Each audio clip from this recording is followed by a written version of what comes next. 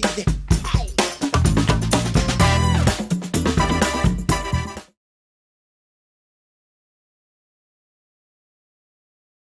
Bien, bonjour à toutes et à tous. Merci de nous retrouver pour ce troisième pitch proposé par Laoriv. 3 pitchs en 3 jours sur ce CIMI, dont le but est bien sûr de partager des expériences, de se connaître le mieux possible et de rentrer autant que possible également dans le vif du sujet, de l'opérationnel, de projets de pointe portés par les bailleurs franciliens. Exemple, il y a 2 jours, nous étions avec Seine-Saint-Denis Habitat pour parler stratégie de réemploi et mise en œuvre de projets de réemploi sur des projets de démolition. Hier, nous étions avec RATP Habitat pour parler de conversion de bureaux en logement et plus généralement d'emprises extrêmement complexes pour générer du logement sur des sites stratégiques. Et aujourd'hui, nous allons parler mutation énergétique, transition environnementale et transition énergétique plus particulièrement, un sujet sur lequel on voit bien la pertinence et la pole position des bailleurs sociaux, puisque, et c'est votre cas Dominique Béraud, vous gérez des parcs importants et c'est vous qui êtes à la manœuvre pour opérer cette transition vers le bas carbone, éventuellement les renouvelables. Je le disais, Dominique Béraud, vous êtes directeur du patrimoine et de la maîtrise d'ouvrage chez Île-de-France Habitat, un bailleur francilien comme son nom l'indique, qui gère une douzaine de milliers de logements. Peut-être que pour commencer, vous pouvez nous présenter à grand angle et à 360 degrés la stratégie énergétique du groupe. Oui, bonjour. Oui, donc IDF Habitat, qui est un bailleur de 12 500 logements, principalement basé dans le Val-de-Marne et le Sud 92 et quelques autres départements un peu plus à la marge. On s'est attelé cette année à la refonte de notre plan stratégique de patrimoine. Et dans ce cadre, il y a un volet évidemment bien important qui est la stratégie énergétique pour faire face aux différents enjeux que l'on connaît tous. Donc on a bien évidemment les enjeux climatiques, hein. On a le réchauffement qu'on a tous vécu cet été, la lutte contre les gaz à effet de serre, la pollution. On a également un enjeu énergétique très fort, puisque la conjoncture nous le rappelle, les hausses des prix de l'énergie et notamment du gaz, on va y revenir. Avec en gardant en tête bien évidemment la maîtrise des charges pour nos locataires, qui est quand même notre axe majeur d'intervention. Et ensuite, on a aussi toutes les contraintes réglementaires qui s'imposent à nous, puisqu'il y a la nouvelle RE 2020, il va falloir qu'on construise de façon plus vertueuse. On aura aussi les prochaines interdictions de relouer des étiquettes très énergivores. En 2025, interdiction de relouer les appartements classés en étiquette G. Et en 2028, les étiquettes F. Donc ça peut paraître encore un peu loin, mais c'est quand même demain le temps de mettre en œuvre toute cette stratégie et ces travaux. Donc voilà ce que ça donne du point de vue des grands horizons. Maintenant, si on rentre un petit peu dans les chiffres, à quoi ça ressemble pour IDF Habitat ? Alors, chez IDF Habitat, donc sur un patrimoine de 12 500 logements, on a globalement 40% en chauffage collectif. On a 54% en chaudière individuelle gaz et le reste étant en individuel électrique. Ça représente quand même tous les logements du parc chauffés au gaz, 72% de notre parc qui est impacté par l'augmentation du prix du gaz. Donc c'est une part très importante sur laquelle il va falloir que l'on agisse, puisque nos locataires prennent de plein fouet les hausses substantielles que l'on connaît, puisque la hausse varie encore un peu, mais n'a pas fini, n'est pas redescendue du plateau en tout cas. Effectivement, et donc si on zoome encore une fois sur le chauffage collectif, voilà ce que ça donne. Voilà, donc sur le chauffage collectif, on a 2 grandes catégories, plus une plus à la marge pour l'instant. On a des chaufferies gaz qui représentent quand même 64% de nos parcs de chaufferie et 35% raccordés déjà au réseau de chaleur urbain divers, géothermie, biomasse, etc. Et plus à la marge, il s'agit de notre siège qui est lui raccordé à une PAC, une pompe à chaleur électrique. Donc on voit que la tendance sera dans notre plan stratégique et dans notre stratégie énergétique d'inverser cette tendance. C'est la raison pour laquelle vous avez défini quelques trajectoires, à horizon 10 ans notamment. C'est ce que vous voyez apparaître sur l'écran. Voilà, donc notre plan stratégique a pour objectif dans 10 ans d'inverser cette tendance. On le voyait tout à l'heure, on était plutôt à 64% de chaufferie gaz et 35% de chaufferie raccordée au réseau de chaleur urbain. Et à 10 ans, la trajectoire que l'on s'est fixée a pour but d'inverser cette tendance. Pour l'instant, les PAC arriveront également dans le cadre des constructions, puisque c'est un des axes majeurs de la RE 2020 également. Mais sur le parc existant, en tout cas, l'objectif est vraiment d'inverser cette tendance. On a la chance chez IDF Habitat d'avoir un gros patrimoine sur des communes telles que Champigny, Bagneux, encore Ivry, qui sont déjà dotées du chauffage urbain. Donc ce sont des opportunités pour passer vers ces réseaux de chaleur. On va regarder d'ailleurs ce en quoi ça consiste. Donc vous nous dites bien inverser la tendance, c'est-à-dire passer de 1 tiers, 2 tiers à grande maille à 2 tiers, 1 tiers. Évidemment, le fait que vous ayez ce parc, c'est ce que vous nous disiez, ce parc existant, c'est un avantage. Exactement. Donc, dans les communes où le réseau de chaleur urbain est déjà présent, il y a deux options possibles en fait. C'est se raccorder au réseau de chaleur existant s'il passe à proximité des immeubles de notre patrimoine. Donc pour ça, on va bien évidemment se rapprocher des opérateurs locaux, que ce soit le concessionnaire ou la collectivité locale, pour évaluer les conditions de raccordement, les spécificités techniques, etc. Et le deuxième axe, c'est d'être proactif, parce que sur certains territoires, le réseau de chaleur ne maille pas l'ensemble de la commune. Et l'idée, c'est d'être proactif pour développer ce réseau qui puisse mailler le territoire dans sa globalité et permettre aux immeubles qui sont les plus éloignés actuellement de pouvoir bénéficier des réseaux de chaleur urbains.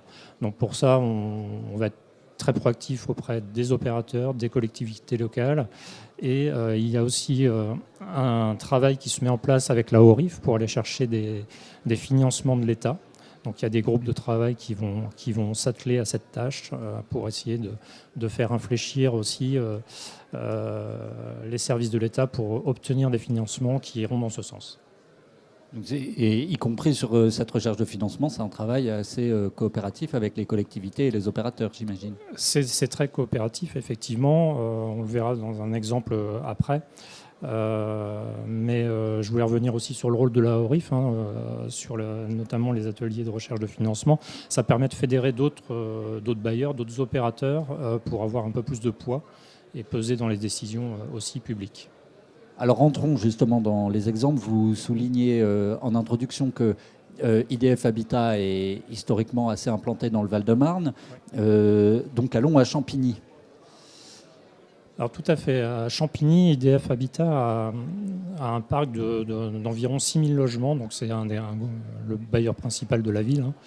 Il y a déjà un premier réseau de chaleur qui existe, que l'on appelle sur le territoire de Champigny les Hauts-de-Champigny. Et sur ce premier réseau de chaleur, nous n'avons que 3 sites représentant à peu près un peu plus de 700 logements qui sont raccordés à ce réseau de chaleur. En 2019, un travail de justement partenarial avec le PCG, qui est l'opérateur qui gère le réseau urbain à Champigny, nous a permis d'établir un protocole pour créer un second réseau et raccorder le maximum de sites, puisqu'on est implanté vraiment partout dans la ville. Et ce deuxième réseau est en train de voir le jour, puisque les travaux viennent de commencer à l'automne. Et on aura déjà en 2023 9 sites supplémentaires qui représentent 700 logements qui pourront être raccordés à ce réseau. Donc ils vont sortir de l'énergie gaz. Et à horizon un petit peu plus lointain, donc on sera après 2024, 2025, 2026, on aura encore plus de 600 logements qui seront raccordés sur ce réseau qui va continuer de se déployer. Donc on voit que en très peu de temps, on aura quasiment les 2 tiers, parce qu'on sera un peu plus de 2000 logements raccordés au réseau de chaleur urbain sur nos 6000 à Champigny. On sera aux 2 tiers, au tiers des logements raccordés au réseau de chaleur urbain. Effectivement, ce qui est considérable. Juste pour précision, du coup, ce deuxième réseau porte bien son nom. C'est un deuxième réseau qui existe en parallèle du premier. Et il est alimenté comment ? Par la géothermie. Également. J'ai oublié de le préciser. Sur Champigny, c'est un réseau qui est raccordé à la géothermie. Donc il y a un deuxième puits de géothermie qui a vu le jour à Champigny et qui permet de déployer ce deuxième réseau. Deuxième cas d'étude, du coup, toujours sur la commune de Bagneux. À Bagneux, toujours dans le Val-de-Marne. Qui est également dans les Hauts-de-Seine. Dans les Hauts-de-Seine, exactement. Qui est aussi un réseau de géothermie.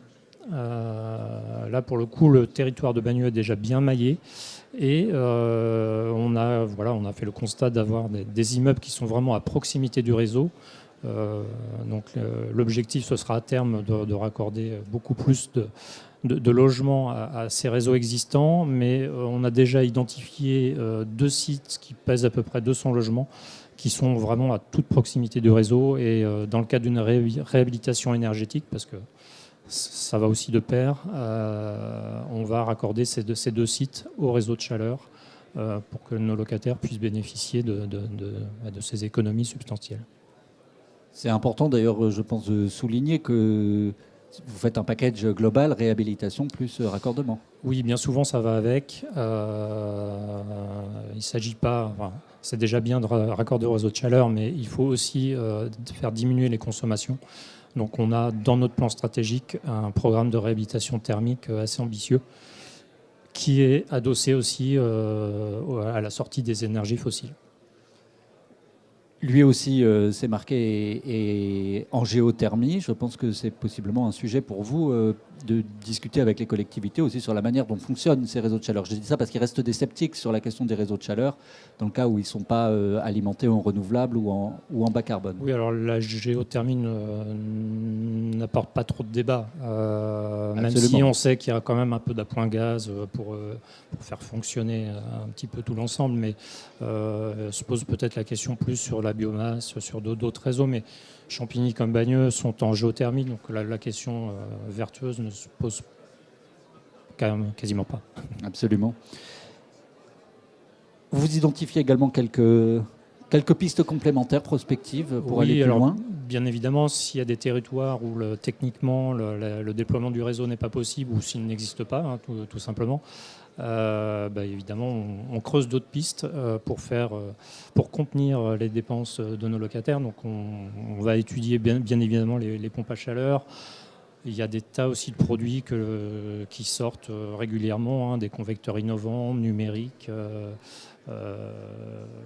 des chaudières numériques également existent. Et puis il y a le recours aux différents types de NR, le solaire, même si là aussi il y a quelques débats, notamment sur le bon entretien. Mais ça reste des énergies gratuites, notamment pour le solaire. Donc ce sont des pistes que l'on regarde attentivement. Vous commencez à en mettre certaines en œuvre, peut-être ? Il y en a déjà du solaire thermique pour réchauffer l'eau chaude, qui pose des problèmes d'entretien parce que beaucoup d'entreprises ne sont pas bien formées, mais ça, on y travaille.